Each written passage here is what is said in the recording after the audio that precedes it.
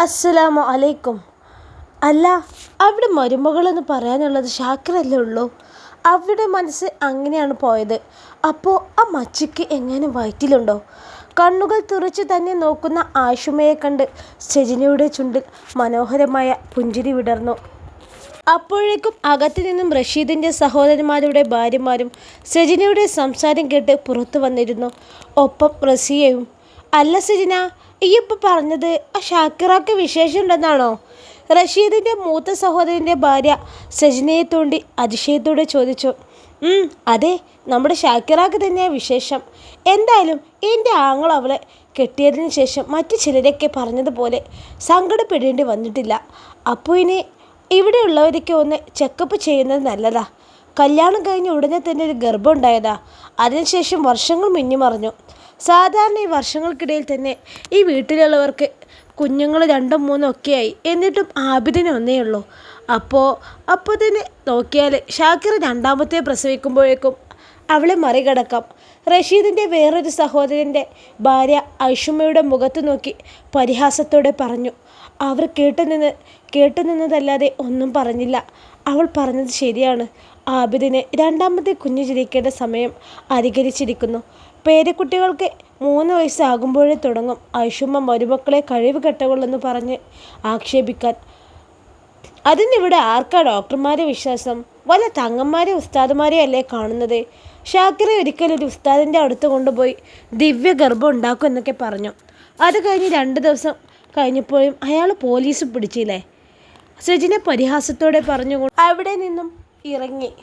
ഇന്നിനി ഉമ്മാക്ക് ഉറങ്ങാൻ പറ്റുമെന്ന് തോന്നുന്നില്ല കേട്ടോ. സെജിന റഷീദയോട് പറഞ്ഞുകൊണ്ട് കാറിൽ കയറി.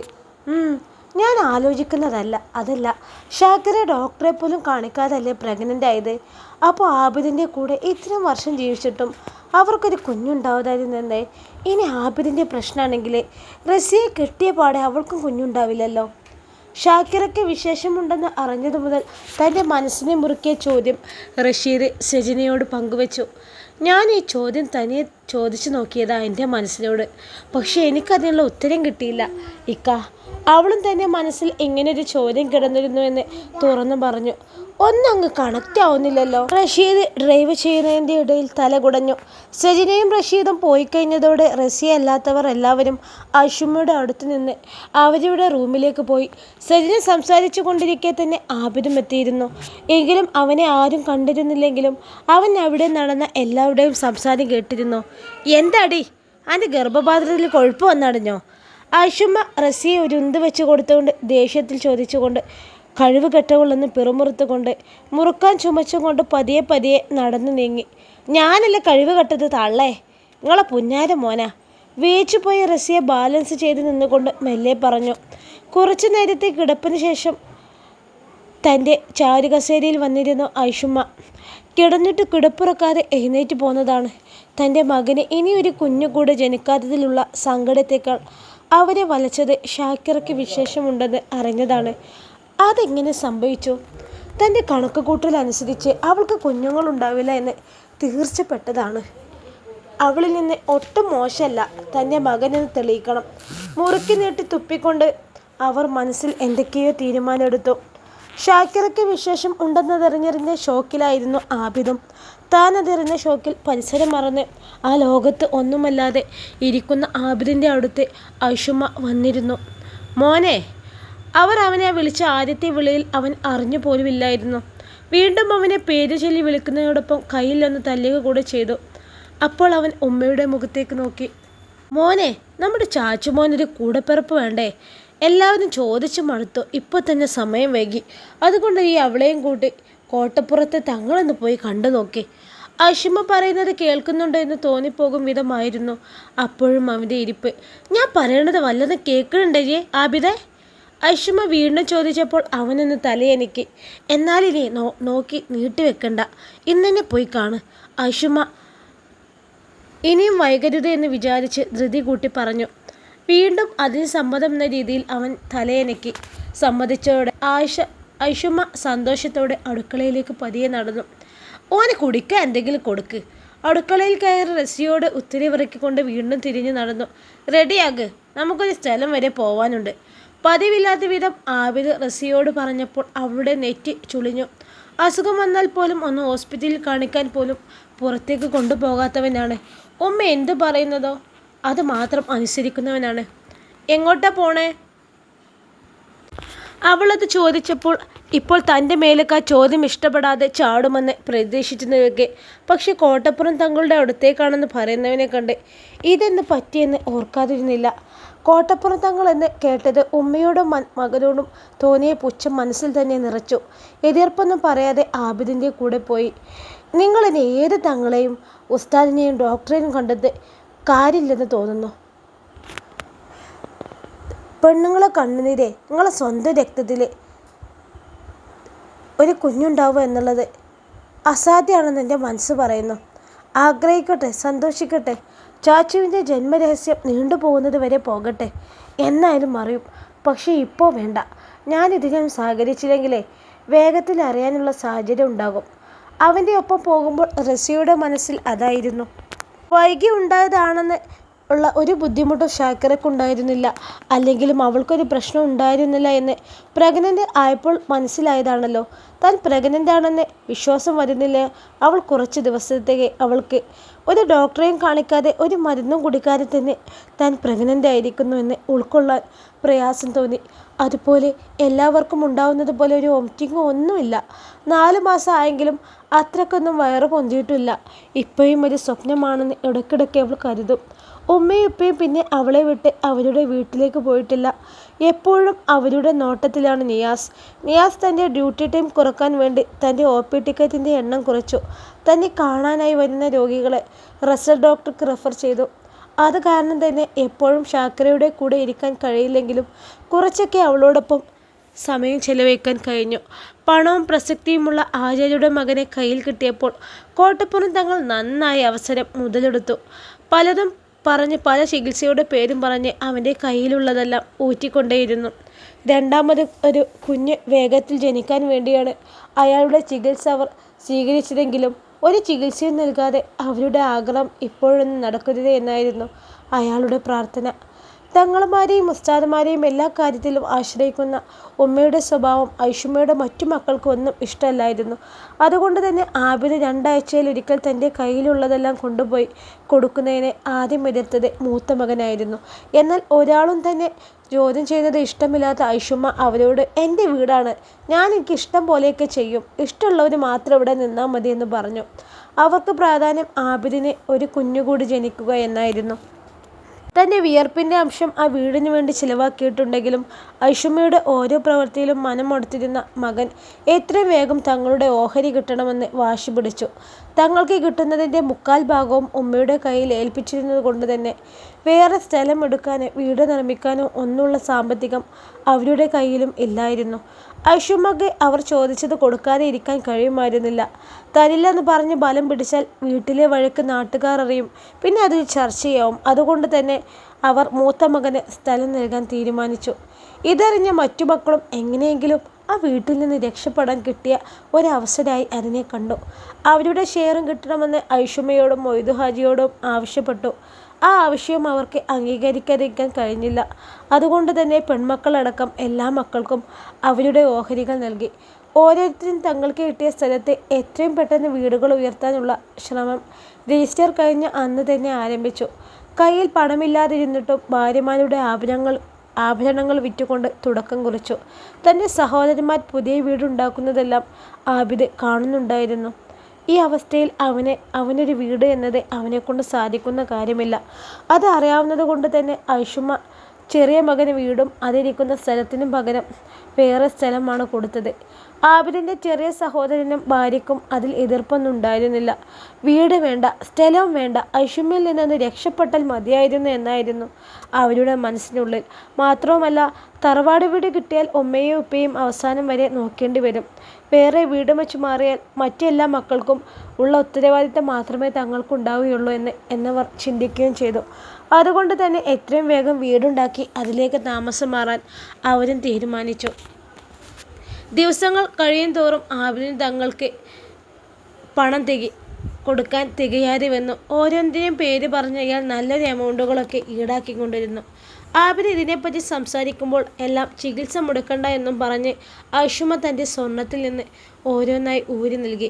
മരുമക്കളേക്കാൾ സ്വർണ്ണമുണ്ട് അവർക്ക്. മക്കൾ മാസാമാസം കൊണ്ടുവന്ന് കൊടുക്കുന്ന പണത്തിൽ നിന്ന് ഓരോന്നും വാങ്ങി വെച്ചിട്ടുണ്ടായിരുന്നു അവർ. 2 മാസം കൂടെ കഴിഞ്ഞു. റസിയയ്ക്ക് വിശേഷമൊന്നും ആയിരുന്നില്ല. അപ്പോഴെല്ലാം അവളെ കൊഴുപ്പടിഞ്ഞുകൂടി നീയും മച്ചിയായോ എന്ന് പറഞ്ഞ് ഐഷുമ്മ പ്രാഗിക്കൊണ്ടേയിരുന്നു. ഒരു ദിവസം ഐഷുമ്മയ്ക്ക് വല്ലാത്ത ക്ഷീണവും ഛർദിയും ഒപ്പം ലൂസ് മോഷനും.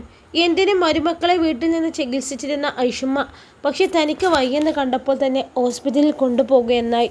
തൻ്റെ കാറുകൾ വിറ്റിരുന്ന ആബിദ് സഹോദരൻ്റെ കാറെടുത്ത് ഐഷുമ്മയെ ഹോസ്പിറ്റലിലേക്ക് കൊണ്ടുപോയി. ഛർദിയും വയറിളക്കവും കൂടെ ഉള്ളതുകൊണ്ട് തന്നെ ഐഷുമ്മയെ അവിടെ അഡ്മിറ്റ് ചെയ്തു. ഹോസ്പിറ്റലിൽ നിൽക്കാൻ മരുമക്കൾക്ക് വലിയ താല്പര്യമൊന്നും ഉണ്ടായിരുന്നില്ല. എങ്കിലും റസിയയ്ക്ക് കൂടെ നിൽക്കാതിരിക്കാൻ കഴിയുമായിരുന്നില്ല. 5 ദിവസത്തെ ഇഞ്ചക്ഷൻ എന്ന് പറഞ്ഞ് അവിടെ 5 ദിവസം കിടക്കേണ്ടി വന്നു. തങ്ങളുടെ ഷെയർ കിട്ടിയതോടെ ഒരാവശ്യത്തിന് പെൺമക്കളെയും കിട്ടാതായി. ഒരു ഒഴിവുകഴിവ് പറഞ്ഞ് അവർ ഒന്ന് റസിയയ്ക്ക് വീട്ടിൽ പോയി വരാൻ പോലും ഹോസ്പിറ്റലിൽ നിൽക്കാൻ വന്നില്ല. അസുഖം കൊണ്ട് ആകെ ക്ഷീണിച്ചിരുന്ന ഐഷുമ്മക്കുണ്ടായിരുന്ന ദേഷ്യം കൂടി. റസിയ ചെയ്യുന്നതെല്ലാം അവരുടെ കണ്ണിൽ തെറ്റായി. എപ്പോഴും ദേഷ്യവും ചീത്ത പറയലും കേട്ടുമടുത്ത അവർ ഈ തള്ള ഒന്ന് ചത്തിരുന്നെങ്കിൽ എന്ന് കൂടെ ആലോചിച്ചു. 3-ാമത്തെ ദിവസം ഐഷുമ്മയുടെ അസുഖം ഏറെക്കുറെ ഭേദമായി. 5 ദിവസം കഴിഞ്ഞ് ഡിസ്ചാർജ് ചെയ്യാൻ വീണ്ടും ഐഷുമ്മയുടെ ആഭരണത്തിൽ ഒന്നെടുത്ത് വിൽക്കേണ്ടി വന്നു. ഡിസ്ചാർജ് ചെയ്ത് എല്ലാം റെഡിയാക്കി വന്നതിനേക്കാൾ ആരോഗ്യത്തോടെ തൻ്റെ അഹങ്കാരഭാവത്തോടെ റൂമിന് പുറത്തേക്കിറങ്ങിയ ഐഷുമ്മ ഉന്തിയ വയറും ഏന്തി ചിരിച്ച് സംസാരിച്ചു വരുന്ന ഷാക്കിറയെ കണ്ട് അവിടെ നിന്നുപോയി. ഐഷുമ്മയെ പിന്തുടർന്നു വന്ന ആബിദും ഷാക്കിറയെ കണ്ടു നിന്നുപോയി. വലിയ വയറും കുറച്ച് വണ്ണം വെച്ച് ചിരിച്ച മുഖത്തോടെ ആരോട് സംസാരിച്ചു വരുന്നവൾ. നിയാസിനെയും ഉമ്മയെയും അവനും ഐഷുമ്മക്കും അറിയായിരുന്നു. പക്ഷെ അവർ അല്ല കൂടെ. പിന്നെ അല്ലെങ്കിൽ കൂടെ ആരാണെന്നവർ ചിന്തിച്ചിട്ട് പോലുമില്ലായിരുന്നു. 2 പേരുടെയും നോട്ടം അവളുടെ വീർത്ത വയറിലായിരുന്നു. അങ്ങനെയൊരു കാഴ്ച കാണില്ലെന്ന് തന്നെ അവർ ഉറച്ചു വിശ്വസിച്ചിരുന്നതാണ്. എന്നാൽ തങ്ങളുടെ വിചാരങ്ങളെ വെള്ളത്തിലാക്കിക്കൊണ്ട് കൺമുന്നിൽ കാണുന്നത് സ്വപ്നമല്ല, യഥാർത്ഥമാണ്. ഇനി മച്ചിയെന്ന് വിളിക്കാൻ വയ്യ. അതുകൊണ്ട് തന്നെ ഐഷുമ്മയുടെ ദുഷിച്ച നാവ് ചലിച്ചു. പിഴച്ചവൾ എന്തെങ്കിലും പറഞ്ഞില്ലെങ്കിൽ അവർക്ക് പിന്നെ സമാധാനം ഉണ്ടാകില്ല. അവരുടെ നാവ് അത് ശീലിച്ചു പോയി. ഷാക്കിറയെ കാണുമ്പോൾ മച്ചി എന്നാണ് നാവിൻ തുമ്പിൽ വരാറുള്ളത്. പതിവ് പോലെ അങ്ങനെ വന്നതുമാണ്. എന്നാൽ അവളുടെ കൂടെ നടന്നു വരുന്നത് ഡോക്ടറാണെന്ന് അടുത്ത് എത്തി സ്റ്റെതസ്കോപ്പ് കണ്ടപ്പോഴാണ് മനസ്സിലായത്. അവരുടെ മുന്നിൽ വച്ച് അവളോടൊന്നും പറയാൻ സാധിച്ചില്ലെങ്കിലും അവളെ കേൾപ്പിച്ചു തന്നെയാണ് നശിച്ചവളെന്ന് പറഞ്ഞത്. നിയാസിൻ്റെ ഫ്രണ്ട് ഗൈനക്കോളജിസ്റ്റാണ്. അപ്പോൾ അവരെ ഒന്ന് കാണിക്കാൻ വന്നതാണ് നിയാസ് അവിടേക്ക്. നിയാസ് വർക്ക് ചെയ്യുന്ന ഹോസ്പിറ്റലിലാണ് കാണിക്കുന്നതെങ്കിലും പേര് കേട്ട ഗൈനക്കോളജിസ്റ്റാണ് ഡോക്ടർ ദാദ. നിയാസ് വിളിച്ചു പറഞ്ഞതിനനുസരിച്ച് കൂടെ അവനില്ലാതെയാണ് ഷാക്കിറ വന്നിരിക്കുന്നത്. അതുകൊണ്ട് തന്നെ രാധ തൻ്റെ അസിസ്റ്റൻറ്റിനെ അവളോടൊപ്പം എല്ലാ കാര്യങ്ങൾക്കും ഒപ്പം നിൽക്കാൻ വേണ്ടി പറഞ്ഞ് ഏൽപ്പിച്ചിട്ടുണ്ടായിരുന്നു. ചെക്കപ്പ് കഴിഞ്ഞു കഴിക്കാൻ കാൻറ്റീനിലേക്ക് നടക്കുന്ന വഴിയിലാണ് ഐഷുമ്മ ഒക്കെ നിൽക്കുന്ന വഴിയെ പോകേണ്ടി വന്നത്. കൂടെയുള്ള ഡോക്ടറോട് സംസാരിച്ചു വരുന്നതിനാൽ തന്നെ ഷാക്കിറ ഐഷുമ്മയെയും ആബിദിനെയും ഒന്നും കണ്ടിരുന്നില്ല. അവിടുത്തെ എത്തിയപ്പോൾ പോലും അവളുടെ ശ്രദ്ധ അവരിൽ പതിഞ്ഞില്ല. എന്നാലും പിഴച്ചവളെന്ന് ഉറക്കെ പറയുന്നത് കേട്ട് ഷാക്കിറയും കൂടെയുള്ള ഡോക്ടറും ശ്രദ്ധിച്ചത്. ഐഷുമ്മയെ കണ്ടും അവർ അങ്ങനെ വിളിച്ചതെന്ന് അവർക്ക് മനസ്സിലായി. കൂടെ ആബിദിനെ കണ്ടതോടെ അവളുടെ അതുവരെ ഉണ്ടായിരുന്ന സന്തോഷം എങ്ങോ മറഞ്ഞു. എന്നാൽ താൻ ഇനിയും എന്തിനാണ് അവരെ കാണുമ്പോൾ ഇങ്ങനെ ഭയക്കുകയും വിഷമിക്കുകയും ചെയ്യുന്നത്? താനിപ്പോൾ ഏറ്റവും സന്തോഷിക്കേണ്ട സമയമാണ്. ഇവരെയൊക്കെ മറന്ന ഭൂതകാലം തന്നെ ബാധിക്കാത്ത വിധം ജീവിക്കേണ്ട സമയമാണ്. അവരെ കണ്ട നെട്ടലിൽ നിന്ന് പോയ കാൽ വലിച്ചു വെച്ചു. അങ്ങനെ ആരെയും അവിടെ കണ്ടിട്ടില്ലെന്നപ്പോൾ കൂടെയുള്ള ഡോക്ടർക്ക് മറുപടിയും കൊടുത്ത് പോകുന്നവളെ കാണാൻ ഐഷുമ്മയുടെ ദേഷ്യം ഇരട്ടിച്ചു. ഉമ്മ വാ. റസിയ വന്ന് ഐഷുമ്മയുടെ കൈ പിടിച്ച് നടക്കാൻ തുടങ്ങുമ്പോഴേക്കും അവർ ആ കൈ തട്ടി തെറിപ്പിച്ചു. പോ ഉരുമ്പട്ടോളെ എന്ന് പറഞ്ഞ് ഒരൊറ്റ തള്ള് അങ്ങ് തള്ളി. പ്രതീക്ഷിക്കാതെ ആയതുകൊണ്ട് അവൾ വീഴാൻ പോയെങ്കിലും ചുമലിൽ ഇടിച്ചു നിന്നു. തള്ള പൊയത്തേ ചാവൂ. അവൾ മനസ്സിൽ ഐഷുമ്മയെ പ്രാഗി. ആലോചനയിൽ ആണ്ടുപോയ ആബിദ് പക്ഷെ ഇതൊന്നും അറിഞ്ഞില്ല. നിങ്ങൾ വരുന്നില്ലേ? ദേഷ്യത്തിൽ റസിയ അങ്ങനെ ചോദിച്ചപ്പോഴാണ് അവൻ ബോധത്തിലേക്ക് വന്നത്. ടിൻ കോളിംഗ് ബെൽ മുഴങ്ങുന്നത് കേട്ടാണ് ഐഷുമ്മ മുൻവാതിൽ തുറന്നു നോക്കിയത്. കോട്ടപ്പുറം തങ്ങൾ. അല്ലാ. അവർ അയാളെ ക്ഷണിച്ചിരുത്തി സൽക്കരിച്ചു. തങ്ങളുപ്പാപ്പ എൻ്റെ ഈ വൈക്ക്? ഐഷുമ്മ ചോദിച്ചു. അതുമ്മ, ആബിദ് പറഞ്ഞു അവനിനി ചികിത്സിക്കാൻ വയ്യെന്ന്. എന്താ അവനിങ്ങനെ പറയാനെന്ന് ആലോചിച്ചിരിക്കുമ്പോഴാണ് ഇവിടുത്തെ അവസ്ഥ പടച്ചോൻ എനിക്ക് സ്വപ്നത്തിലൂടെ അറിയിച്ചു തന്നത്. പണ്ടത്തെ പോലെ അല്ലല്ലേ, സാമ്പത്തികമായി ഇത്തിരി വിഷമമുണ്ടല്ലേ, അതെനിക്ക് സ്വപ്നത്തിൽ അള്ളാഹു കാണിച്ചു തന്നു. നമുക്ക് ഈ ബുദ്ധിമുട്ടൊക്കെ ഒന്ന് മാറ്റണ്ടേ? ഞാൻ ആലോചിച്ചു, എനിക്ക് ഇത്ര അടുപ്പുള്ള നിങ്ങളെ ബുദ്ധിമുട്ട് കാണാതെ പോകുന്നത് എങ്ങനെയെന്ന്. തങ്ങളിപ്പം എന്താ പറയുന്നത് എന്നറിയാൻ വേണ്ടി അവർ ചെവി കൂർപ്പിച്ചു വെച്ചു. അയാൾ അവരുടെ ആവേശം കണ്ട് താൻ വന്ന കാര്യം നടക്കുമെന്ന് മനസ്സിലാക്കി വീണ്ടും പറയാൻ തുടങ്ങി. ഞാൻ അറിയുന്നൊരു വലിയ തങ്ങളുണ്ട്, വലിയ മഹാനാണ് ഐഷുമ്മ താത്ത. നമ്മുടെ സമ്പാദ്യമൊക്കെ ഇരട്ടിയാക്കി തരും. 10 പവൻ സ്വർണം ഒക്കെ 6 മാസം കൊണ്ട് 30 പവനാക്കി തരും. എത്ര പാവങ്ങളൊക്കെ അദ്ദേഹം കര കയറ്റിയിട്ടുണ്ടറിയോ. ഒരുപാട് കറാമത്തുള്ളവരാണ് ഉപ്പാപ്പ. പൊതുവേ പാവങ്ങളെ മാത്രമേ അദ്ദേഹം സഹായിക്കാറുള്ളൂ. എന്നാൽ ഞാൻ നിങ്ങളെ കാര്യം പറഞ്ഞു, എനിക്ക് വേണ്ടപ്പെട്ടവരാണെന്ന് പറഞ്ഞപ്പോൾ നിങ്ങളെ സഹായിക്കാൻ സമ്മതിച്ചിട്ടുണ്ട്. അയാൾ പറഞ്ഞു നിർത്തിക്കൊണ്ട് ഐഷുമ്മയെ നോക്കി. സ്വർണം ഇരട്ടിക്കുമെന്നറിഞ്ഞ അവർ തൻ്റെ കയ്യിലുള്ള 60 പവൻ നൽകാൻ തീരുമാനിച്ചു. പിന്നെ മക്കളും മരുക്കളൊന്നും അറിയണ്ടട്ടാ, സ്വർണ്ണം ഇരട്ടിച്ചാലേ ഓർക്ക് കൊടുക്കേണ്ടി വന്നാലോ, ആരും അറിയാതെ എടുത്തു വെക്കാം. 60 പവൻ കൊടുത്താൽ 6 മാസം കൊണ്ട് 150 പവൻ. അവരുടെ കണ്ണുകൾ തനിക്ക് 6 മാസം കഴിയുമ്പോൾ കിട്ടാൻ പോകുന്ന സ്വർണത്തെ ഓർത്ത് വികസിച്ചു വന്നു. തങ്ങളുപ്പാപ്പ, എൻ്റെ കയ്യിൽ ആകെ 60 പവനേ ഉള്ളൂ, അത് ഞാൻ തരാം. 6 മാസം കഴിയുമ്പോൾ 150 പവനായി തന്നാൽ മതിട്ടാ. പിന്നെ ഞാൻ ഈ തരുന്നത് ആപത് പോലും അറിയണ്ട. അവനെ അറിഞ്ഞാൽ കുഴപ്പമില്ലായിരുന്നു. പക്ഷെ അവൻ്റെ ആ ഉരുമ്പൊട്ടുണ്ടല്ലോ, വന്നാലേ ഓൾക്ക് ആവശ്യമുണ്ടാവും. അത് ഞാൻ പറയാൻ വിട്ടുപോയി. ആരും അറിയാതെ വേണം സ്വർണം തരാം. ആരെങ്കിലും അറിഞ്ഞാൽ പിന്നെ അതിനുള്ള റിസൾട്ട് ഉണ്ടാവില്ല. അതുകൊണ്ട് നിങ്ങൾ ആബിദിനോട് പോലും പറയാൻ പാടില്ല. അയാൾ തൻ്റെ അവസാനത്തെ അടവും എടുത്തു. ഐഷും അത് സമ്മതിച്ചുകൊണ്ട് അകത്ത് പോയി തന്നെ സ്വർണ്ണപ്പെട്ടി എടുത്തുകൊണ്ട് വന്ന് അയാളെ ഏൽപ്പിച്ചു. അയാൾ അത് കിട്ടിയതോടെ പിന്നെ അവിടെ നിൽക്കാതെ ആരെങ്കിലും വരുമെന്ന് പറഞ്ഞ സ്ഥലം കാലിയാക്കി. ദിവസങ്ങളും മാസങ്ങളും കൊഴിഞ്ഞുപോയി. ഐഷുമ്മ ആദ്യത്തേക്കാൾ ആരോഗ്യതയായി. തനിക്ക് കിട്ടാൻ പോകുന്ന ഇരട്ടി സ്വർണത്തെ ഓർത്തുകൊണ്ടായിരുന്നത്. ഐഷുമ്മയുടെ ആബിദല്ലാത്ത അവിടെ താമസിക്കുന്ന മക്കളൊക്കെ എത്രയും പെട്ടെന്ന് വീട് പണി തീർക്കാനുള്ള പരിശ്രമത്തിലാണ്. എത്രയും പെട്ടെന്ന് അവിടെ നിന്ന് രക്ഷപ്പെടണം. ഇപ്പോഴും ചിലവുകളെല്ലാം തങ്ങളുടെ കയ്യിൽ നിന്നാണ് ചിലവാക്കുന്നത്. ആബിദിൻ്റെ കയ്യിലില്ലെന്ന് പറഞ്ഞ് അവനൊന്നും കൊണ്ടുവരാറില്ല. അതുകൊണ്ട് തന്നെ വീടിനുള്ളിൽ നിന്നും ഉയരുന്ന മുറുമുറുപ്പ് റസിയ അറിയുന്നുണ്ടായിരുന്നു. മറ്റുള്ളവർ കൊണ്ടുവന്നതിൽ നിന്നും ഉപയോഗിക്കുന്നത് അവൾക്കൊരു കുറവായി തോന്നി. അവൾ ഭക്ഷണം കഴിക്കുമ്പോഴൊക്കെ ഇത്തിരി പേരിനോ അല്ലെങ്കിൽ വേണ്ടെന്ന് പറഞ്ഞോ ഒഴിഞ്ഞു മാറി. കുഞ്ഞിന് പിന്നെ കൊടുക്കാതിരിക്കാൻ നിവൃത്തിയില്ലാത്തതിനാൽ അവൾ കുഞ്ഞിന് മാത്രം കൊടുത്തു പോന്നു. ആബിദ് ഭക്ഷണത്തിന് കൃത്യസമയത്തിന് വരുമെങ്കിലും റസിയ ഇപ്പോൾ വിളമ്പി നൽകാതെയായി. അതിന് അവളുടെ അഭിമാനം സമ്മതിച്ചില്ല. നിലംപണിയോ മുഴുവൻ തേപ്പോ ഒന്നും കഴിയാൻ നിൽക്കാതെ ഓരോ മക്കളും കുടിയിരിക്കൽ നടത്താൻ തുടങ്ങി. എല്ലാ പണിയും കഴിഞ്ഞ് കുടിയിരിക്കാൻ നോക്കിയാൽ നടക്കില്ല. അപ്പോഴും ഐഷുമ്മ ഇപ്പോഴും ഓരോ കാര്യവും പറഞ്ഞ് അവരുടെ കയ്യിൽ നിന്ന് പണം ചോദിക്കുമ്പോൾ കൊടുക്കാതെ ഇരിക്കാൻ പറ്റുന്നില്ലായിരുന്നു. അതുകൊണ്ട് തന്നെ അവരുടെ വീട് പണിക്ക് ഒന്നും തന്നെ മാറ്റിവെക്കാൻ ഉണ്ടായിരുന്നില്ല. കുടിയിരിക്കൽ നടത്തി കഴിഞ്ഞാൽ തങ്ങളുടെ ചിലവുകൾ ചുരുക്കി കുറച്ച് പണം സ്വരൂപിച്ച് ഓരോ പണികളായി തീർക്കാമെന്ന് അവർ തീരുമാനിച്ചു. ഷാക്കിറയ്ക്ക് ഇത് 9ാം മാസം ആണ്. ഡേറ്റ് പറഞ്ഞ അനുസരിച്ച് ആണെങ്കിൽ ഒരാഴ്ച കൂടെയുണ്ട് പ്രസവത്തിന്. നാട്ടുനടപ്പിനനുസരിച്ച് പ്രസവത്തിന് കൊണ്ടുപോവൽ ചടങ്ങ് നടത്തി അന്ന് തന്നെ തിരികെ കൊണ്ടുവന്നതാണ്. അവൾക്കാണെങ്കിൽ ഇവിടെ നിൽക്കുന്നതിൽ ഒരു ബുദ്ധിമുട്ടില്ല. ഉമ്മയും ഉപ്പയും ചടങ്ങ് നടത്തി അവളുടെ കൂടെ ഇങ്ങ് പോന്നിട്ടുണ്ട്. വയസ്സായ തങ്ങൾക്ക് അവൾ പെട്ടെന്ന് ഹോസ്പിറ്റലിൽ പോകേണ്ടി വന്നാലൊക്കെ ബുദ്ധിമുട്ട് വരുമെന്നറിയാം. ഒന്ന് ഹോസ്പിറ്റലിൽ കൊണ്ടുപോകണമെങ്കിൽ ആരുടെയെങ്കിലും സഹായം വേണം. രാത്രിയാണ് പോകേണ്ടി വരുന്നത് എന്ന് വിചാരിച്ചാൽ ഒരു വണ്ടി കിട്ടാൻ പോലും ബുദ്ധിമുട്ടാകും. തങ്ങളുടെ അഭിമാനത്തേക്കാൾ മോളുടെ സുഖപ്രസവമാണ് അവർക്ക് വലുത്. അവർ വിചാരിച്ചതുപോലെ തന്നെ ഡേറ്റൊന്നും കാത്തു നിൽക്കാതെ പ്രസവ വേദന വന്നത് അർദ്ധരാത്രിയാണ്. എല്ലാവരും കൂടി ടെൻഷൻ അടിച്ചു. അവളെ ഹോസ്പിറ്റലിൽ കൊണ്ടുപോയി. സീനിയർ ഡോക്ടർ അവിടെ ഉണ്ടായിരുന്നില്ല. അടുത്ത് തന്നെയായിരുന്നു വീട്. നേഴ്സ് അവരെ വിളിച്ചു വരുത്തി. സാധാരണ ഡോക്ടറില്ലാത്ത സമയത്ത് വരുന്നവർക്ക് ഡോക്ടർ വരുന്നതിന് മുമ്പേ ചെയ്യുന്ന മുന്നൊരുക്കങ്ങളും സ്കാനിങ്ങും എല്ലാം നടത്തി. അപ്പോഴേക്കും ഡോക്ടർ വീട്ടിൽ നിന്നും വന്നിരുന്നു. നല്ല വേദന ഉള്ളത് കൊണ്ട് തന്നെ ഡോക്ടർ പരിശോധിച്ചപ്പോൾ ഇന്ന് തന്നെ പ്രസവം ഉണ്ടാവുമെന്ന് അറിയിച്ചു. കുറച്ചു നേരത്തെ പരിശ്രമം കൊണ്ട് സുഖപ്രസവം ഉണ്ടാകില്ലെന്ന് തോന്നിയപ്പോൾ സിസേറിയൻ വേണ്ടി വരുമെന്ന് അറിയിച്ചു. അതിന് വേണ്ട കാര്യങ്ങൾ ചെയ്തു. സിസേറിയന് വേണ്ടി ഒപ്പിടുമ്പോൾ ഒരു ഡോക്ടർ ആയിരുന്നിട്ട് കൂടി നിയാസിൻ്റെ കൈകൾ വിറച്ചു. അവൻ അപ്പോൾ ഒരു ഡോക്ടർ എന്നതിലുപരി സാധാരണ ഒരു ഭർത്താവ് മാത്രമായിരുന്നു.